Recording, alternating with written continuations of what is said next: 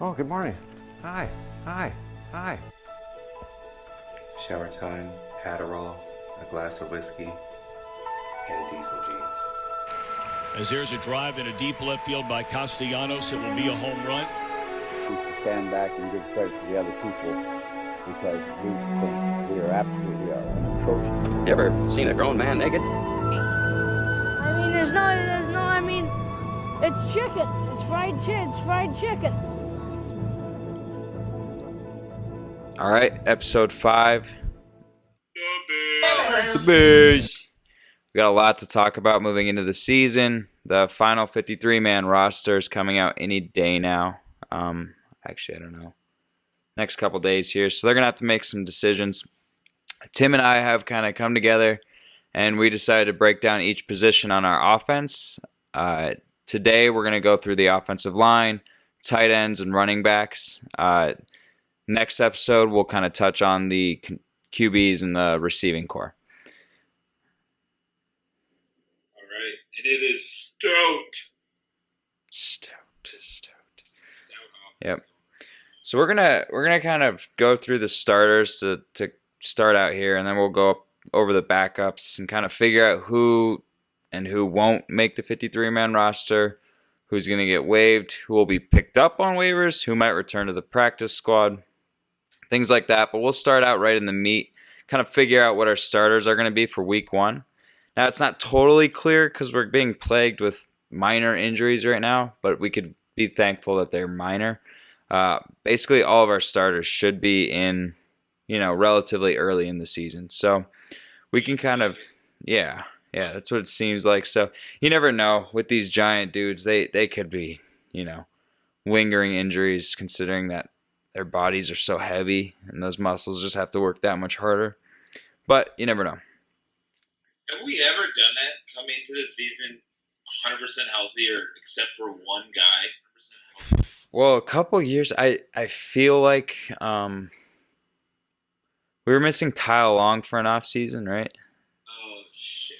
He kind of screwed us, man. Kyle Long screwed our team for a while, and I have a few points. I mean, obviously he helped us in individual games, kind of finding our solid patch to find the playoffs and whatnot.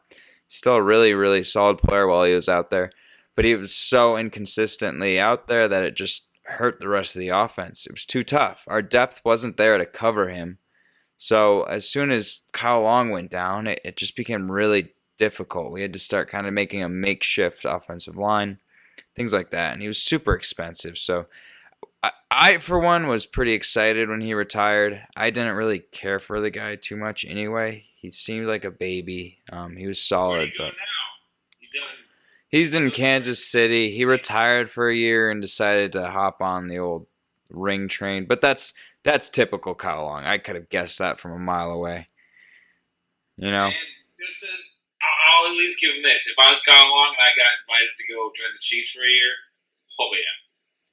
Yeah, I would too. But he did retire. He did retire from the Bears after we paid him a fuckload of money, only to just come back to a different team. So it is just really annoying. It's basically he didn't want to just play for the Bears because he sucks. I can't. That's why he sucks in my head. But he's old too now, so whatever. And he's injury prone. So like I said, I'd rather not have him on the roster. He's old news. Fuck that guy.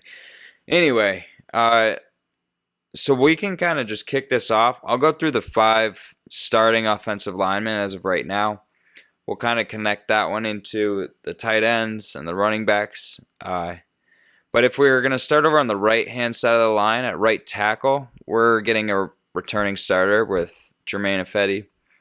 Really solid last year. Not great, not terrible.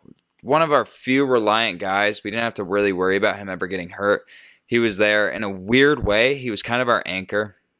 Not our best O-lineman by the end of the year, but definitely the anchor. I mean, durable and reliable. So it's definitely not surprising that he's returning as our starting right tackle. Now we did draft under him, but real late. We'll kind of get into that in a minute. But as of right now, it looks like the Bears are pretty dang confident in Germain Ifedi. If you kind of look back at his career too, I mean, this is a veteran coming in. It's his 6th year. entering his prime age, 27, 28, I believe. Former first-round pick of the Seahawks, kind of caught the whole brunt of being the scapegoat, I guess, for their woes in protection. He did play a role in the decent run game. Seattle did establish a solid run game, one of the best in the NFL. And he was a huge part of that. And I think it was overlooked, mainly by Seattle fans. And the Seahawks just had to kind of do right by them and release this former first-round pick who was supposed to solve all their protection issues. He didn't perform bad, but he wasn't a superstar. But it's basically impossible to be one on a line without reliant guys to your left or right. So Bears were in the right spot at the right time. We got a former first-round pick coming into his 6th year. Just a rare occasion. So I was actually pretty excited about that signing. At first, I saw him kind of as that cut Seahawks player. But then I looked at his background and his size and how he played last year, and I'm fine. I'm pretty happy that he's actually returning. Not too expensive. Overall, just a really solid right tackle to have right now. If we move, I think it was just because I hated our whole line, our offense. Well, think about that. Yeah. I was always like, Betty, you're always offside. That's exactly what Seattle fans were saying. Remember? I mean, that's not remember, but that's exactly how the Seattle Seahawks felt, and that's why we were able to kind of swoop in. I think what plays a role is being the right tackle, kind of close to the TV screen. You know what I mean? So we all have like a very clear vision of him. He's such a giant dude that and he's kind of got that dumb look on his face. Like when he does go off sides, you're just immediately like, what the hell, dude? Like, what are you thinking? And you could like quickly flash back to all the other times you've seen him jump and stuff. But overall, PFF grades him as a really solid pass blocker. He's a proven run blocker, even though the grade isn't as high. He was a huge part of that Seattle offense. Luckily, we don't run to the right side as often. It seems Montgomery likes to work weak side, and that's where our solid run blocking mainly lies, so it kind of works out. But overall, Germain Ifedi, coming into this year, he is the guaranteed starter, and he should retain that position as long as he doesn't get, absolutely demolished by Aaron Donald in week 1, which I don't think he will. He's a big dude. He's strong. He's going to get beat here and there, but he should get a decent amount of help from the guard and the tight end. So if we're going to move right over, our guard is actually really awesome. Our right guard, that is actually in a really awesome position coming into this season. We get to return James Daniels, former prize draft pick. Not prize, 39th overall, but he came in as an extremely high-ranked guard out of Iowa. Finally, we get to kind of return him back to that home spot and give him the reassurance that he'll be there all year. We were lacking so much at the center position that he even had to cover there. I mean, he wasn't the worst in the world, but it just wasn't where his value lied. So we get to start him at that right guard. He is currently kind of going through a minor injury, but that should clear up in no time, and he should be good to go. So the right side of the line, we're going to have Germain Ifedi at tackle and James Daniels at guard, which is pretty dang solid in my opinion. And that should help Justin Field a little bit, It should. When we talk about how bad the line is, at least we got some veterans on the right side. 2 former extremely high-ranked offensive linemen in their respective classes. Both are kind of moving into that veteran zone, more Ifedi, but James Daniels going into his 3rd year. Hopefully he's going to be healthy for 16 games. It looks up. I really think that's the strongest our right side of the line has been in a while. Leno was a huge problem over there. He was also expensive. We got rid of him. Same with Massey. That was just monstrous for us. And not to mention the Kyle Long leaving cleared a ton of space. So right now, actually, I kind of find this to be the sweet spot. We're in a season where we should take advantage of this depth.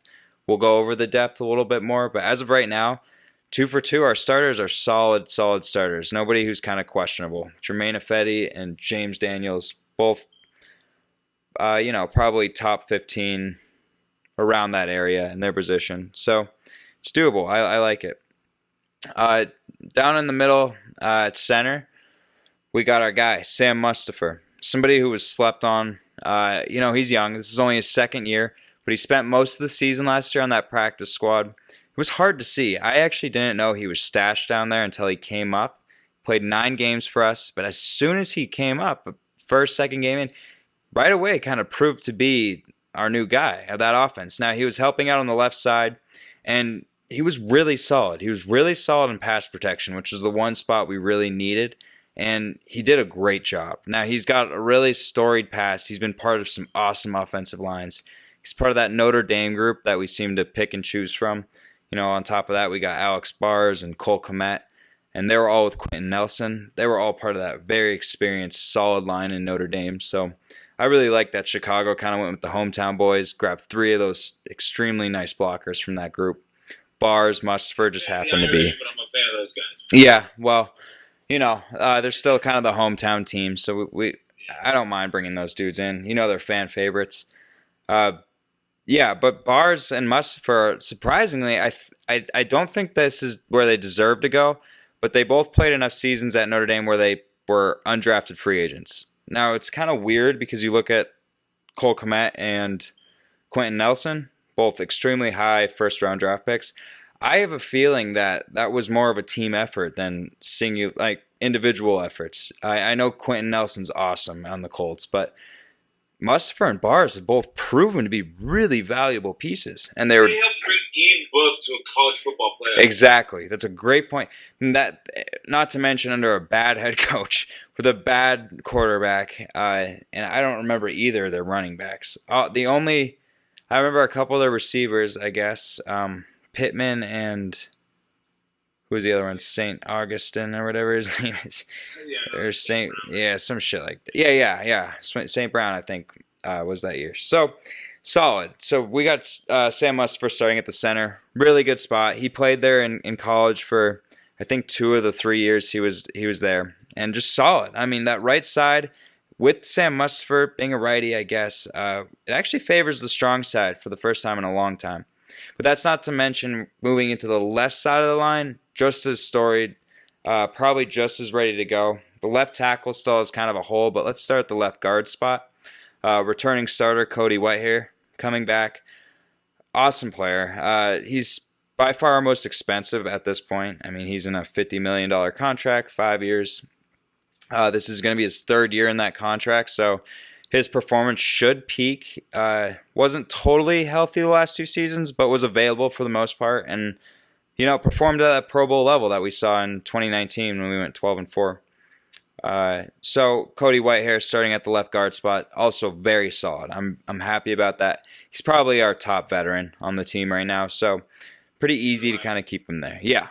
So far 4 of 4, we actually have some really solid starters. Now the tackle spot, going into the left tackle, we had a hole there last year. Okay, we didn't draft to it, although we kind of did, considering Tevin Jenkins. But Tevin Jenkins isn't going to be healthy for a few weeks. He's coming off surgery.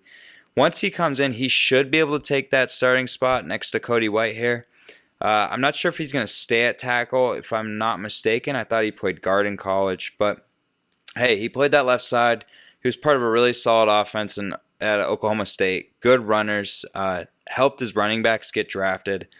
All that good stuff, and was highly valued coming into this draft. So I like where we got him in that second round, but coming off surgery, it's going to be a little weird. So luckily for once, the Bears kind of covered our tracks, and that's. Do a draft grade on that. Okay, go on. Specifically, considering it's so unfair, but what would you give the grade? C. Because you got to consider he slipped for a reason. I mean, it was the back injury because of a possible injury risk. Yeah, it's the back injury. It's guaranteed that. But I think they just saw enough, and his value was so high. I would have rather have gotten Asante Samuel Jr. there, or maybe someone else. But I couldn't really be happier with how it ended up. We took the top left guard in the draft, I think. If I remember correctly. But anyway, so he's offensive lineman in that draft. Yeah, he's beast. He's beast. Let's not forget that. So when he does come in, he should be really awesome. As long as that back can stay healthy, which I don't know. I've kind of thought about it. That's a scary thing to have issues with as an O-lineman. Like, what else do they use? It's like all back. But anyway, hopefully he comes back healthy. It's looking like it'll be around week 3, 4. Could be all the way up to 6. I would rather kind of sit on it. Yeah. But we actually went out and we did cover cover our tracks a little bit. We signed veteran, former Pro Bowler.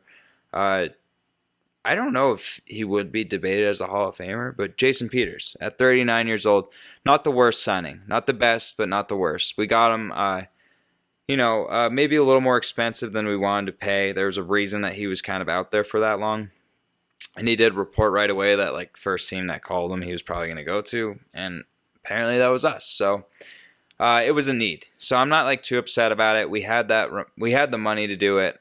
Most of this line is very cheap, so I was okay with going out and grabbing Jason Peters for not the veterans minimum, but kind of a veteran price for that career he's had. So Peters should be a nice little replacement at left tackle, but he's actually not the listed starter at this point. Very realistic that he ends up starting week 1. I think they just want to give him a few weeks to get back in the groove. He's been out of football for over a year now, so. I'm happy if he gives us 15.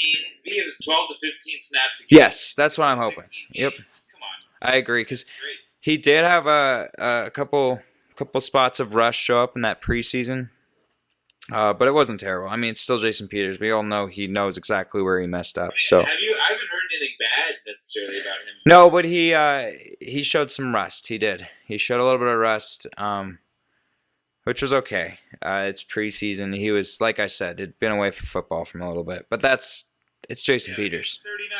Exactly. But we actually have Elijah Wilkinson is the current starter at that left tackle spot. Kind of an interesting dude. He's a monster. He's 6'4", pushing 6'5", 330 pounds. He's this former Bronco. He started out practice squatting, I think, back in 2016. And he's been the starting left tackle on the Broncos for the last 4 seasons. Valued player. I believe we ended up signing him to a decent-sized contract. I'm not totally sure why the Broncos moved on from him, but he's a big dude. He's athletic. Enough for us to kind of go out and grab him. And he's starting over Jason Peters, which kind of tells you something. He's got a good young career. He's got a storied background. Tough kid. No ego. So hopefully he kind of results as a solid pickup. But if not, we have that veteran kind of backing up Jason Peters until we can get Tevin Jenkins back. Now, that's kind of those 5 starters there right now. So Elijah Wilkinson at left tackle, Cody Whitehair at left guard, Sam Mustipher at center, right guard James Daniels, and right tackle Jermaine Ifedi. Now, our backups also very deep. This might be the best offensive line we've had in quite a while, which pair that up with the fresh running back trio and our sweet new group of tight ends that we were, really lacking in last year. This could all come together beautifully and just in time for our rookie quarterback Fields to kind of hit his stride. Tim, do you kind of took some notes on the tight ends? Let's go ahead and make that connection because I did notice that Komet, Mustipher, and Alex Bars are all longtime teammates now, going all the way back to college. So how do you think that'll kind of work out? That can only be a benefit. It either means nothing or it means a little bit. So I think it means, I would take it as a benefit. I can't see it being bad. They're all very reliable, high character guys coming out of like OLU, Offensive Line University at Notre Dame. So right. Yeah. No, and so I'm happy with the Cole Kmet draft pick. Now, I wasn't that year. It was kind of a strange year because as fans, we didn't know if Mitch was going to be – because I think at that time he still wasn't it was still up in the air if he was going to get that 5th-year option. Mitch? So we didn't really know, are we committing to him or not? It was hard, like, with the draft. Like, I don't know, do we go for offense? Do we replenish defense? Do we draft a quarterback? So – Well, Jimmy Graham wasn't cheap either, so I think we felt forced to use him a little more than we should have. But yeah, Jimmy Graham. Yeah. Which it was split between him and Graham last season. Oh no! I mean, we needed a tight end for the future because of course. Our tight end room has always been shaky for the last. Shaky, but moving into this year now with freaking Horsehead, freaking Casper Horsehead. We got some solid players. Jesper Horsted. I actually really like this tight end group as opposed to what I did the last 5 seasons until Zach Miller was at the last. That was our probably Yeah, he was solid. And now we have Komet. Because we moved into Trey Burton, and he was awful. Waste of money. Total waste of money. Jesse James is a... coming in, he's 6'6", 250. Okay? Jimmy Graham is 6'6", 260. So the guys are pretty much Man. identical, but one is fucking 34, Monsters. 35. The other one's in his second season. Yeah, and actually, Komet's a much better blocker, especially at this point in their careers. Even blocking, yes. Run blocking, sure. But what I like about him is his catch radius, his hands. Low key. Really? We watched him last season. Yeah, he's a beast. I really like him. When he finally got that, because so he had. I liked him as a blocker mainly, but yeah. He played about half the season snaps last year on offense. Weeks 11 through Yeah, 17, I would say. he played 85% of our snaps. Yeah, Later, yeah. came in as our play caller. This is when eventually we brought Mitch back in. Basically, if you watched the Bears last year, you knew that last It's a 6 big draft pick snaps, for us. It's a probably big played draft the best pick. football. He was the highest rated tight end in last year's draft. We used it. We used our, I think, 14th pick on him. So I mean, it's not that He was a second-round pick. he was second. Komet was. Okay, so was he the Bears' first pick? Was that how it went? He was our Okay. first pick. That's what I'm thinking. So I do remember him being highest graded tight end coming in. I think first one taken also. Now weak tight end class for sure, but it still says something to be a part of an entire class to be the highest rated. So it was He juiced last year. He gave 5 touchdowns. sure. No, yeah, his everything is proven for him. He just hasn't gotten the correct amount of snaps, which I think is coming up. But you look at our tight end room now, But that's the thing. 2 veterans and 2 freshies. I mean, it could really work out nice.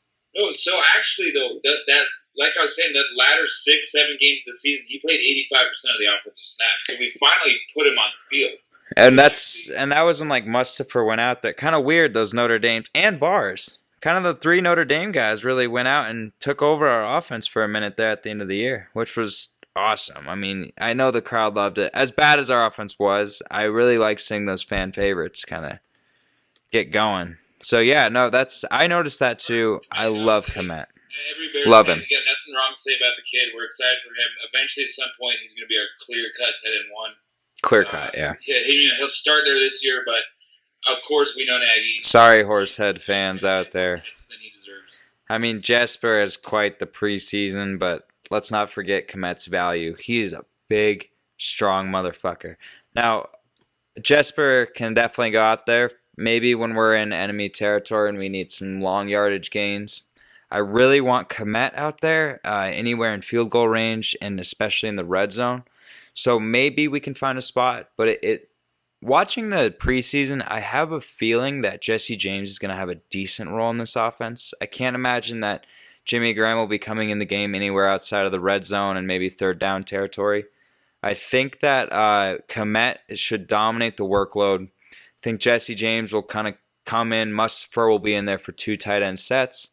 And I think Graham is going to see some red zone targets. So it's going to be spread around, but Komet should be the clear-cut leader of this group. Yeah, no, that's what I'm thinking. Yeah. So, of course, Jimmy Graham will get his. He's still probably a first ballot Hall of Famer.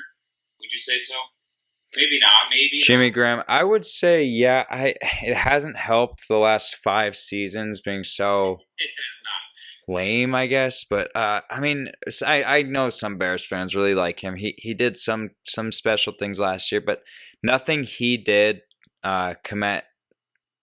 Like, how would I? Komet could have pulled off every single one of those plays that Graham had, even that one-hand touchdown. So 100%. yeah, if it were up to me, I would want to actually cut him. I would want to cut.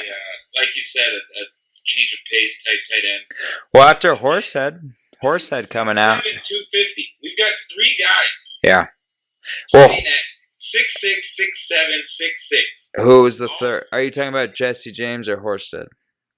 Jesse James is a 6'7", 2. What about Horsted, man? I mean, goodness gracious, is he talented? I know he's a second-year guy, but man, he like flashed like Kittle. He was like Kittle out there. I mean, I know it's preseason, but man, is he fast. I really enjoyed watching him. He had receptions from multiple quarterbacks, 3 fucking touchdowns, just bananas, preseason or not. I think last time Bears did that with anybody was Taylor Gabriel a couple years ago. Yeah, that was kind of a breakout performance. But I totally see Jesper Horsted getting kind of, I keep calling him Horsted. We'll make him a deal that can't refuse. Nice. Anyway, I think Horsted's gonna get. I'm very excited. I have a feeling the coaches came together this week and probably drew up about a dozen more plays with the 2 tight end set after seeing Horsted go crazy. Because you could put Horsted and Kmet out there, with the 2 veterans on the sideline, we could really stretch the field. We could really, really stretch the field. I'm gonna keep for my skeptics out there. Go. Keep you guys at bay. He was running against the 3s. I mean, he is listed as our 4th stringer. Jesse James still listed as a 3rd stringer, but his catches, dude. Against Horsted. I like Horsted. I'm excited about him. Covered by 3s or not, one was a one-handed grab and one was that little tight window that Justin Fields threw. Oh, he balled out. And if we send him down to the practice squad, he's getting picked up tomorrow. Tomorrow. You're 100% right. So we kind of won there. And I do like the Jesse James signing. Lots of experience as a productive offensive guy. Same with Jimmy Graham. So those are 2 amazing teachers for Kmet and Horsehead. So absolutely. I'm not totally. In Detroit is where he's played. Mm-hmm. He likes the cold weather. It's good. Yeah. No, and I think coming out of Detroit, maybe he has a tidbit or 2 for us. I know it's a coaching change there, but who knows? It's never, a bad thing to steal a player from another team in the same conference. So there we go. So tight ends are probably covered. We kind of figured out Kmet's going to dominate the workload, receiving, blocking, all that good stuff.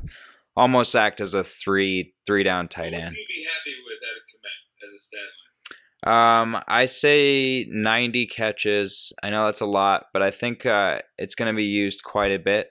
I'm going to say 90 catches, 6 touchdowns. Probably around 1,000 yards. I can't see him making too many home run plays, but I think he's going to be extremely productive. And then not to mention his PFF grades for blocking are awesome, running and blocking. That would be huge. Would be. If he has a year like that would be awesome. Yeah, 90 grabs, 1,000 yards, 6 touchdowns. That could be Pro Bowl worthy. But he is, like I said, top rated guy out of his class. So we'll kind of see how that works out. And we did draft him high, so we got a plan. Watching him on the field last He's a year, beast. he got to play. He's a beast. He's a beast. Him in traffic in the middle of the field, he's Allen Robinson good. He can catch, but even crazier is guys do not want to tackle that sucker. He is a big motherfucker. He's a beast. I'm excited. So he's not fun to tackle. Yeah, I'm excited. So, all right. So we kind of got those starting line, including the tight ends there. What do you think about the running back? I know that I know you're really high on Cody Whitehair as a run blocker, not too much as a pass block. You think we're gonna kind of do the same thing we did the last couple of years, where we run heavy to weak side, or do you think we start to favor Affetti and Daniels because of their speed on the right side? It'll depend when we make the transition to Justin. With Andy in the game, here's the problem. Matt Nagy took back play calling duties, so until we get Justin Fields in the game, I really see our offense being similar to last season's, which I think by the numbers, we were bottom 5 in rush attempts, bottom 5 in rush yards, bottom 5 in rush touchdowns, until Laser took over. Laser helped our run game a lot, but I don't know. Nagy's an awful play caller. We just had a completely shitty offense last year, so I can't blame the running backs. I can't really blame the line. Can't even blame the play calling, I guess. Well, no, I'm glad you brought that up because I do blame the play calling because I've noticed that a lot of guys have been kind of the scapegoat for Nagy, and I don't enjoy seeing it. So, yeah, I would definitely say it's play calling. Weird inconsistencies. Remember those games where we would rush the ball 12 times only? Bizarre. Beyond weird. And it's like Montgomery is one of those guys who needs 10 rushes before he starts getting some gain on the ground. So give him 18 to 20, he could do his work. 12 to 14 carries, it's not gonna prove valuable at all. Montgomery needs the workload. He's not a guy like Cohen where you give him the ball a few times a game and let him do some work. He's a workhorse kind of guy, and those are, in my opinion, the best running backs to have because they break defenses down. Montgomery last year, he had 92% of our runs Okay. or our carries on offense were by Montgomery. So he was Very shallow running back core, but yes, go on. Yeah, oh, absolutely. Very, very shallow. Still, with him being our workhorse, there were so many little 3rd and 1s and 4th and 1s and red zone rushes that we had Cordell Patterson or we had Ryan Very in there. And bizarre play calling. either of the guys. I was a fan of them, But not over Montgomery. I mean, yeah. 3rd and 1. I 100% agree. That's why this new group's nice. So we got a new free agent. And we took a nice little draft pick. Cohen. I mean, I'll hit on him very quickly because he's still out with injury. I can't tell. Nagy's being cryptic. Nagy's being cryptic about that. I have no idea if he's going to come back. Oh yeah. So the listeners know. I'm going to read that quote from today in his presser. It was super cryptic. So he went. One of the reporters asked him, "Did Tariq Cohen have a second surgery?" Nagy said, "Did he have a second surgery? Yeah. Did they go back in? Did they change the timeline?" Nagy said, "No, I don't think it changes the timeline. I think for him, I got to go back and find all the little scopes for surgeries that these guys have. But for him, I think he's just got to get to a point where there was a little bit of like the scar tissue and the healing and all of that. It's where he's at right now. All I can appreciate from him is working every single day. He's done that." Yeah, so obviously we have no idea where Cohen is coming into the season, which sucks. And you know what kind of scares me is he had this surgery 11 months ago. We still don't have a timeline. And today someone asked him about a second injury. He gave like a half answer. That sounds like the problem with the training staff. Unless it's Cohen and his agent and they're being stubborn and holding out for some reason. But anyways, hopefully that's a situation that'll get resolved at some point this season because it would be really nice to have him in the game. Everyone remembers how nice he was to help out on a 3rd down. Biggest signing in our running back room by far was Damian Williams. Everyone remembers him from the Super Bowl where he had 3 or 4 touchdowns. Oh He yeah. could have been MVP a couple years ago. Did he get the? I thought he. Oh, he didn't get it. Maybe he did. I think he might one of have. like the 3 to maybe get it. I mean, That's the biggest stage in the world, right there. he's a big. Here's the thing. He's a big play guy, obviously. And you Good can receiving imagine back. Whatever you want to say about his production or lack of a bunch of 1,000-yard seasons and 10 touchdown seasons, Hmm. it's kind of been a weird situation for him. It's been totally weird. 4 years, yeah, dealt with a couple injuries. He sat out last year because of COVID. When he was healthy a few years ago, he was behind Spencer Ware and Kareem Hunt. And even Darrell Williams taking time for him. Yeah, But I love the signing, man. Talk about a tough dude who can catch the shit out of the ball and really fly up the sidelines. I really like him. And he's got ties with Bill Lazor back from his Miami days. Oh, and he's got ties with Nagy too back in Kansas City. So he could hopefully that's what I was thinking. Hopefully the system translates like beautifully to what he's already studied, and he may just jump in and be a huge threat right away. May take him some time. We know Nagy's play calling is really inefficient, and it just hurts guys. So hopefully a big play guy like Williams, though, I'm okay. We have a stale Sure. offense. He's the type of guy that I'm okay with throwing. I agree. I mean, you take him or Cordero out there. Or Cordero's not even running routes. It's like 100% take Damian Williams. We need that. We need it. We had so many holes last year that it was big time. But Right. When Montgomery wants to take a rest after 14 carries in a row, we don't have to bring out Cordero Patterson and kick returner. exactly. We can bring out a legit Super Bowl winning quarterback. No, actually, was that the year they lost to the Niners? With Cordero or No. It was the year they won. It was the year they beat. the Williams Hey, hold on. What was the Super Bowl 2 years ago? Chiefs versus 49ers. Oh, that's what it was. And they won that game. Oh, that's Yeah. right.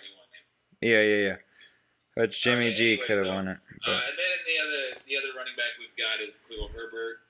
What was he? 7th round Fucking draft pick. Dude, fucking dog. I fucking loved that pick. Oh, he's sweet. That's my favorite. He has a great Well, aside from preseason, Justin right? Fields. Great preseason. Holy cow. Talk about a baller at Virginia Tech in a killer running game. Man, were they entertaining last year. They were putting up points on points. It's that three-headed running attack with their QB and their two running backs. Khalil Herbert was the guy there, though. He was that anchor player. So huge steal. I think he's going to be really effective as an NFL player. Kind of reminds me of that Benny Cunningham kind of role we had, who proved to be pretty productive when we played him. He just didn't get a ton of snaps. I hope Khalil Herbert gets in the game a little bit more. I would prefer him to go in and relieve Montgomery over Damian Williams. I hope Damian Williams kind of plays a lot of shotgun packages where he kind of can go out for a route after shedding a block or something like that. But I really, Khalil Herbert is he's not the biggest dude, but he is strong and he is fast, and he's a guy who can carry the ball 20 times a game. Storylines about him this offseason is Nagy's talked about him a couple times, saying, I really like the kid. He stands out. He takes direction. He doesn't make a lot of mistakes. He gets positive yards on pretty much every play. He's kind of a Montgomery player comp. I mean, you look at both of them in college, shifty as could be. There was no linebackers that could keep up with either of them. And now you put them on the same. You at least a yard. They're not going back and losing 5 yards. No, they're not. And they're very patient runners. Montgomery's ran kind of like Chuba Hubbard, where he would kind of sit right in the butt of the line and then just blast out a hole. Now he's had to speed that up a little bit come in the NFL because nobody's been able to accomplish that style of running in the NFL outside of Bell. But he proved to become a real nice power back with some good speed. Had some monster plays last year, especially at the end of the season. Montgomery coming into 2021 is probably a top 7 running back in the NFL, top 8. He was 5th in all-purpose yards from line of scrimmage last year. Yeah, I mean, as a Bears fan biased, I could put him at number 5, I think. But I think realistically, he's probably 8 or 9, which is beautiful. I mean, are you saying talent or are you saying production? Talent. I'll say talent. Production, because he can totally be a producer. If you had to, I guess you'd have to think about it. But if I can name 5 guys that you would take over him. He would get in the 10 for sure. I mean, I got him over guys like Jonathan Taylor. I got him over Chris Carson. I got him over, studs like that. But and Mixon, yeah, that's a really good example. I got Montgomery over Mixon. Hunt is a guy that personally I have like an obsession with. So I was praying that we were going to get him when having Nagy and everything and Hunt becoming a free agent. But unfortunately, the Browns got to him. Hunt would have been our starting running back. Herbert, he's also our starting kick returner. So they are obviously like him enough. He's our starting kick returner, or is Jordan Lucas? No. Because Jordan Lucas isn't going to get any time out of safety. He should get a decent amount of returns. Are you sure, Herbert? I like this, though. Herbert or and then Daz Newsome. Give him playing time as a rook. Daz Newsome, the fucking electric factory. Keep an eye out for him. Holy smokes, is he shifty and fast. You see him in the preseason, he is a G. He's got a lot of swag, a lot of confidence, and he's got a lot of bursts. He's somebody exactly like you would picture Kansas City picking up. Nagy, I'll give him credit. He has done that here in Chicago. He's brought in some speedsters. Starting out with Anthony Miller, just didn't pan out. Turned into Mooney. Miller had some speed. I thought Miller was coming out of college, he was a first-round pick, wasn't he? Out of Memphis. Anthony Miller? Yeah, I think he was. Somewhere, yeah. What was he? Yeah, I mean, he's a fast dude. He's not as fast as Mooney. He's not as fast as Goodwin, who we brought in. But we had Gabriel, who's also a flyer. And now we got Daz Newsome. So Nagy's done a really good job of bringing in some speedsters, which is a very modern NFL type deal. Now we got to put the arm out there, the arm we fucking drafted in Justin Fields, or else those guys are going to go to waste. Because Dalton's not going to make those throws right now. I don't care what his nickname is, or his career or anything. He's not going to go out there and make the throws that Fields can across the field 40 yards up where only Mooney and Daz Newsome can get to that ball. So hopefully Fields goes in sooner rather than later, and it may take a few reps where he proves to be slower than the rest of his offense for Nagy to actually kind of snap into it. But overall, the speed on our offense, the depth of our running backs, depth of our tight ends, depth of our O-line is pretty nice. Actually, let me quickly talk about a couple other O-linemen that are actually proven to be really versatile. I think that's where we're kind of heading. If you look back at the last 2 years, our depth was a big issue on the O-line. We had injuries, and we were never really able to recover from when we had those giant holes. This year, we brought in some guys that can play so many positions. It's kind of incredible. So, I mean, clearly we brought in Tevin Jenkins. That was our prize draft pick, right? We brought in free agent Jason Peters. Also a beautiful, beautiful pickup, in my opinion. But in the 5th round, we drafted a guy, and his name is... Let me see, where'd he go? Son of a gun. Larry Barome. All right, he's going to come in. He's a nice guy. So he's a 5th rounder. He's out of Missouri.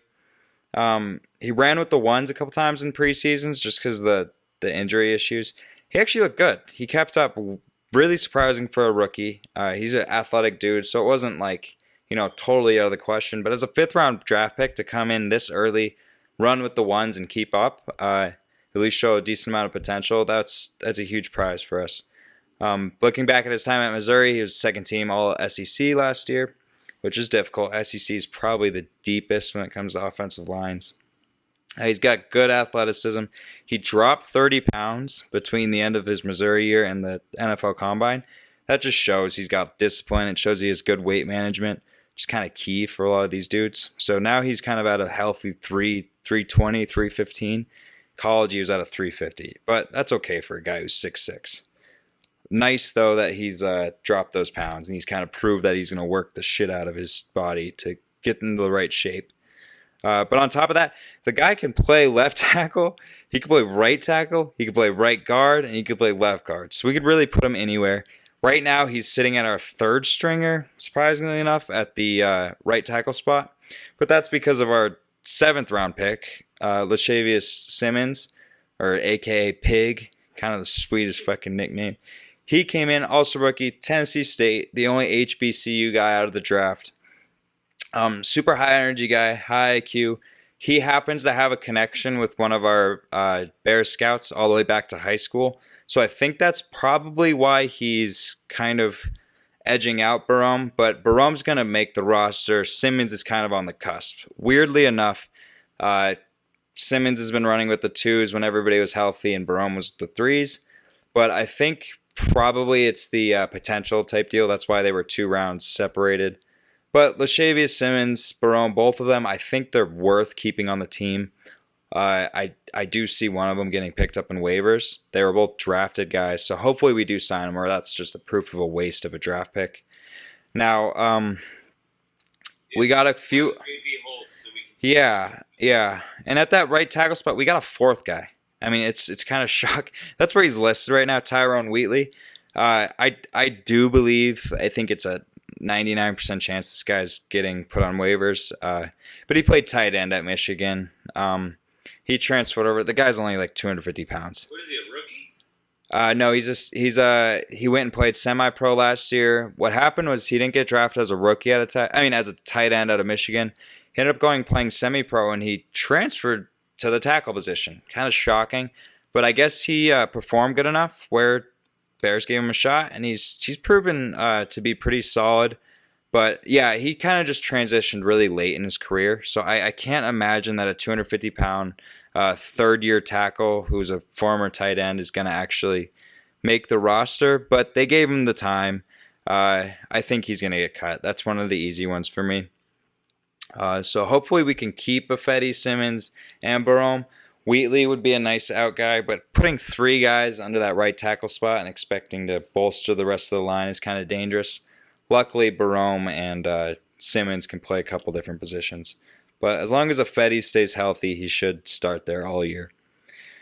Moving into the center spot under Sam Mustipher, we got 2 guys. Both of them could get cut, set on waivers, which is kind of disappointing because they're both really solid prospects, and we had depth issues at center. That's why Daniels had to play there a couple seasons ago and kind of hurt the chemistry. But I believe you pronounce his name Dieter Iselin. I don't know if he's going to get cut. I know he won't be picked up on waivers, so if he does, he should come back to our practice squad during the season. But he's an athletic 6'4". He's 310. Second year out of Yale. Has played center the whole time. He can play guard, but he won't. We need the depth at the center position. He's the perfect guy to back up Mustapher. Similar bodies, high IQ guy, went to Ivy League school, which actually kind of brings me into the next guy, which is Adam Redmond. He's technically the third center on our group, but Iselin, I think, should get cut over him. He's kind of late in his career. He started playing. He used to be, I think he's South African or from New Zealand, one of the two. But he was a weightlifter and like a rugby player. So he's one of those weird guys, kind of those long shotty guys. He's athletic. He played at Yale, but Yale's not against the best. By the way, do those guys ever work out? When people bring in like a football? Not really. See, that's why I'm like pretty sure that he's gonna be cut. I hope that Adam Redmond gets retained maybe as a 10th O lineman and kind of is our backup center. Because this dude also played in the Ivy League. He actually played against Iselin. He was part of Harvard. Iselin was Yale. So two really high IQ guys. But Redmond, he's been there his whole time. He was first team All-Ivy in 2015. This is going to be his 6th season. He's going into kind of his veteran stages. He's a 6'6", 300-pound former Cowboy, former Colt. He managed to get his way on practice squads, both of those teams. He's been the last 4 years practice squad and Cowboys. But if you think about it, Colts and Cowboys, that's an extremely difficult group to actually make the roster on as an O-lineman. So once again, similar to Fetty, I think the Bears were in the right place at the right time. So he was cut for cap reasons in Dallas. We picked him up. Now, what's making me nervous is all the additions we made. He's either going to be put on waivers, just like he was in Dallas, or he's going to edge out that 10th man spot. Some people think Lashavius Simmons might do that, but I have a feeling that Simmons may end up on that practice squad, even though he's kind of a highly talented player. I hope we can keep Redmond. It would be better for our depth. He can play center, which is obviously the most difficult position on the line. Going into that left tackle spot, I kind of already talked about Elijah Wilkinson, Jason Peters, and the Tevin Jenkins deal. Hopefully Jenkins is our starter at some point mid-season, but right now Wilkinsons and Peters are going to be perfect duo to kind of switch on and off, go out through the game, kind of pick up the slack where the other one may drop it certain games. So covered there. And then let's go to the guard position where we can look at Cody Whitehair's backup. We got a guy named Arlington Hambright. Good chance at getting cut. It'd be tough again. We have so many linemen. We got 14. We could probably only keep 9 or 10 of them. I hope we keep 10, but 9 might be looking like the number here. But he's 7th rounder out of Colorado as of 2020. Played 9 games in 2020 as a rookie. Was okay. Nothing totally special, but he's 6'5", 300. He's got long arms. So Arlington Hambright, I think he's going to get cut, and I think he will return to the practice squad, which kind of leaves our left guard position kind of in a barren spot. But like I said, Larry Barome can easily kind of transfer over there. Once Alex Bars becomes healthy, we should have a little more depth, and Bars is going to be an awesome rotational piece too. So overall, this is the deepest our line has been in years. I'm really excited about it. I'm kind of tired of seeing online that we have a devastating situation. Is this our But deepest tight end room? this might be. So I think Bears. I mean, we're getting slept on, man. But that's why we're putting this. That's why we're putting this podcast out. I mean, it's insane. It's insane the amount of disrespect this team gets. I mean, hopefully you guys are picking up on this too, but Tim and I and the rest of kind of our inner circle of Bears fans, we feel like the most hated fucking team in the league. Every freaking dude is hated on. Go on. Let me do this little visual thing with you. All right, so bird's eye view, we've got our Bears starters, and let's call it week 8. So we're going to assume Justin Fields is our starting quarterback by this time. Hopefully, yeah. We're looking down at our starting 11. And Okay. this is from everyone else's perspective, the media and the people that love the Cowboys and Eagles and Seahawks, but Yep. they'll shit on the Bears for no reason forever. From their perspective, what are they looking down at?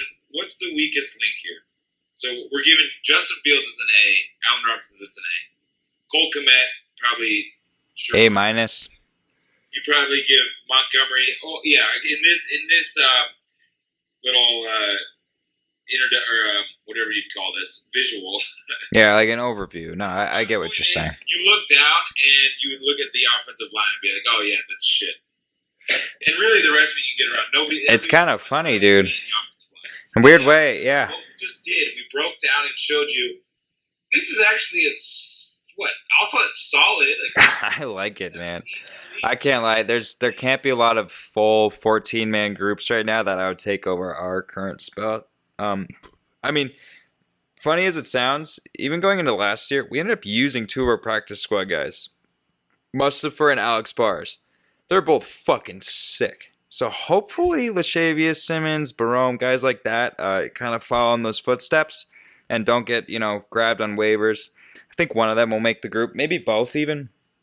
I do hope that we kind of sit on Adam Redmond, but it'll make all them play better. Doesn't look like that's going to happen. And like I said, we're not scouts or anything like that, but with a little bit of research, it's not that hard to see the depth of this O-line, the depth of the tight end room, and the depth of the running back room. Capable dudes. Put them side by side to our 2020 roster. Put them side by side to our 2019 roster even. We're kind of blowing them out the water. Depth-wise, youth, all that good stuff. Hopefully Nagy doesn't drown this group similar to what he's done recently, by overplaying veterans, which is already kind of seeming to be the case. Name a better third-string quarterback.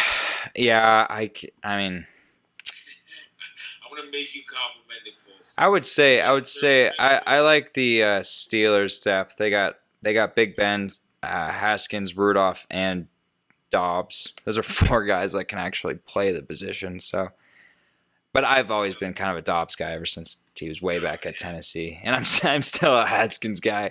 I can't give up on that. That one Saturday night game where like some crazy what was it? It was like a Vince Young type of game. Yeah, 100%. Dobbs, and I watched the game. That's why I probably fell in love with the dude. But I remember seeing him, big dude, kind of like rocket scientist. Yeah, just a G. I mean, how can you, like a Charlie Villanueva motherfucker? I mean, just a fucking sweet. And he played well in the preseason. He's not getting the backup spot. That's going to Rudolph. I think Ben's out after this year. I think Rudolph's gone too. I think it's going to be a Haskins-Dobbs show next season. Kind of a hot take, but that's where I'm seeing this going. So then I would guess that they might consider drafting a quarterback. Sure. Yeah, I think Haskins is their starter next year. Right, yeah, I would as of right now, my best guess is he's their starter. The next best thing is probably going to have a rookie. I mean, Rudolph is the best chance of going in because he's like the clear-cut second stringer right now. He's got starts. But no, I mean, he doesn't have the talent. I would rather have Haskins. I would. Imagine going into a season with Mason Rudolph. I know. No, at least Haskins, there's some talent.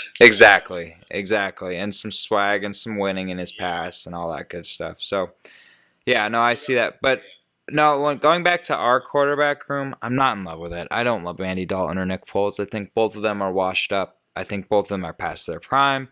I think both of them are caught up to. I don't think they're made for this modern NFL game. And then we got a dude who's a potential MVP candidate early in his career. So, no brainer in my opinion. But Nagy has no brain, so it's not surprising. So then next we'll do a wide receiver quarterback. Yeah, so soon here in a couple days we're gonna go through, or even tomorrow we'll go through the wide receiver room. We'll go through the quarterback room. We don't want to get too deep into that. But overall, this is a podcast to kind of hype you Bears fans up a little bit. Everybody's so down and out on this offense. I don't think people are actually looking between the seams. By the end of the week. The defense has more, in a weird way, the defense has more holes in this offense. In a very weird way. I mean, outside of play call. Break down the defense. Yes, yeah, we'll break down the defense. But at least I felt, Tim, I believe too, we just felt it's the most urgent to get to this O-line. I'm seeing so much hate and slander online, and Bears fans already giving up on this season, acting like we have one of the bottom cores in the league, when, in my opinion, we have a top 12 core. Top 12. Hot take or not, it could be a top 5. We have 2 ex-Pro Bowlers. We have 2 veterans. We got 3 or 4 really solid first, second-year guys. 2 prize draft picks in Daniels and Tevin Jenkins, who are going to make their way up. Alex Bars and Mustipher, 2 amazingly processed practice squad guys who've come up through Notre Dame system, undrafted free agent, into finding their way, starting on the Bears team and performing. It's a deep group, and I'm very, very excited to see how they can work together. Now that I'm a little bit more informed on some of our backup spots, Shavius Simmons, Barome, things like that, I'm excited to see how we can fill in these holes, and I think that with Fields in there, we should have a pretty good time. Yep, and I think just to put the icing on the cake, the defense, check. The quarterback, check. The depth of the line and, decent positional players, enough depth and enough talent, check. Head coach, Yeah, unfortunately. Pending doom. Yeah. There's some candidates out there who are already kind of making their way to the front of the list for next year. I don't know. Joe Brady? Is that what you said? I heard that today. Huh. I thought about that. I would think he would go to the Bengals. When do you think, this is kind of interesting, when do you think Belichick's kid is going to get his name in the mix? He's been there for 5 years, and he's D coordinator. As defensive coordinator. No, I think he goes to head coach from he already is DC, I'm pretty sure. He's a DC right now. That's crazy. I think he was last year too, and he's good, man. He's good.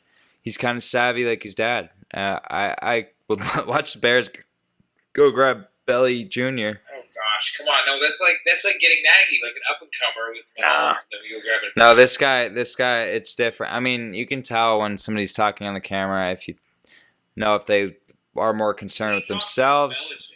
Or you could always tell if there's a guy who's more concerned with themselves or with the team. And Belichick Jr. is similar to his dad, is all about the team. I'd rather have Ryan Day. Oh, yeah. Oh, my God, imagine that. Ryan Day. Was his name thrown out last year at all for coach candidacy? Because it's a hard thing to leave Ohio. Not as much as... No, I think he's still too fresh. He should have been. I think he's one of the most... I think he's... So if he stays for 4 or 5 more years at Ohio State, he'll be like in that... We heard Dabo and Lincoln Riley were the 2 we heard the most about. I mean, Urban, yeah, but Urban wasn't active. Right now, though, I'm saying Day could put himself in that group. Give it 4 or 5 They years. should. They should. I think Days would translate very easily to the NFL. He runs a super professional program. I fucking love it. I'm a huge Ryan Day fan. He's a former... Is he... am I mistaken, or is he a former Chicago Bear? Or am I just fucking putting that together in my head? Let me look. I have a feeling. I have a very weird feeling that Ryan Day is a former Chicago Bear. He was the reincarnation of Greg Maddux as a coach. He does kind of look like Greg Maddux. He's got... yeah, I like that. But, I don't know. He's got some other dudes in him, too. Look at that. The top Google thing is, why are Ryan Day's cheeks red? Probably because the man drinks, bro. Give me an ugly coach. I want a guy that... I like ugly coaches too, man. I don't want no fucking eye candy out there who's thinking about how he looks the whole time. Give me some dude like Belichick who wears the ripped off sweater every game. Looks like a fucking piece of garbage rolling out there because he's been up all night. I fucking love those type of guys. I want a guy that looks like a football. I want a guy who looks like a football too. You know who had that like... A guy that looks like the cheerleaders' pom-poms. What? And I'm calling out Cliff Kingsbury. I'm calling out Sean McVay. Yes, I'm calling out Sean McVay. What have you done for me the last 3 years? Sean McVay. I like him. I can't sit here and hate on Sean McVay. I can say that he hasn't changed his offense since he started his offense. Been pretty much the That's same thing. true. We'll see what it's like with Stafford, but It's hard to tell. fans are underwhelming. I mean, you have a guy that was supposed to be a top 3 coach in this league with the best defense in the league, in a deep wide receiver room, and they made it to a Super Bowl, which was his big year, Super Bowl, and then what they do? They miss a playoffs and make. They lost some studs. I mean, Gurley disappeared, and it's like Kyle Shanahan. What has he done for me lately? You know what, Shanahan has more losing seasons than winning. I mean, yeah, he could be considered. No. But I would, they can't be considered top 5 guys yet, considering that exact thing. But what I'm saying, actually, this is interesting. Paul Feinbaum, he thinks Ryan Day is going to go to the NFL too. I see his point. He's saying that his trajectory of success was so quick and rapid, taking over for Urban, that that's exactly what NFL programs are looking for nowadays. So maybe even going into 2 years from now, I think he's probably going to want to win a national championship. He's right there. He's got a good chance going into this year. I don't think they will. I don't know about the quarterback room yet. I got to see them play. I still got Clemson, Alabama, and Oklahoma as my 1, 2, 3. So we'll see. I think Clemson may eke this year out. We'll have to do a college football centric episode. Yeah, we can do that some other time. But I think overall this is a solid little reminder to you Bears fans out there that don't panic. Don't listen to that national media. Don't even listen to other Bears fans who do listen to the national media and regurgitate everything that they hear instead of just watch their fucking team and have a fucking opinion. And exactly why we put this podcast out. We're fighting back. It's time that someone stands up and tells the fucking truth. I mean, how many times do we got to make the playoffs in the last few years for people to actually give us some respect? I've never heard so much disrespect to a team that doesn't deserve it. Turn around, Washington football team. They're predicted to win their division. It's like, that is such bullshit. So, fuck it. Me and Tim, it's trash. I mean, Cowboys are going to do it. Fuck it. There I go. Oh, God. Hard Knocks is getting to me. I'll give you the Cowboys and Eagles. You give me the Redskins and Giants. Love the Giants. But, yeah, I'll happily give you Redskins. I'll happily give you Eagles. I love Hurts. You give me the Giants and Redskins. I'll give you the Eagles, Cowboys. Okay, sure. Yeah. Okay, I like Cowboys this year, so what do you want to do? Tumando. How about $100? I'll put 100 on it. All right, let me write this down. Cool, I like that one. That'll give me something to watch for that shitty fucking division. Shout out to the homies. By the way, well, let's hit on this. Well, they're not shitty. Maybe they're just competitive with each other. No, their records are all trash. We'll be back tomorrow. Okay. Write the bet down. All right. Well, all right, fellas. Tune in next time. We're gonna similar kind of breakdown, except other positions. Get excited. It's go time. Fuck Andy Dalton. Fuck Matt Nagy. Once we get past those 2 speed bumps, we're in clear waters, fellas. Deuces.